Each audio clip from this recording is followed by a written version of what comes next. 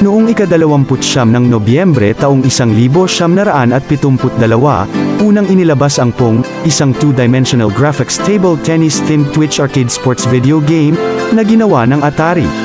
Ang laro ay nagtatampok ng 2 paddle at 1 bola, ang layunin ay talunin ang iyong kalaban sa pamamagitan ng pagiging unang makakuha ng 11 puntos, ang isang manlalaro ay makakakuha ng 1 puntos kapag hindi tinamaan ng kalaban ang bola, at ito ay maaaring laruin ng 2 player, o 1 player laban sa computer-controlled paddle.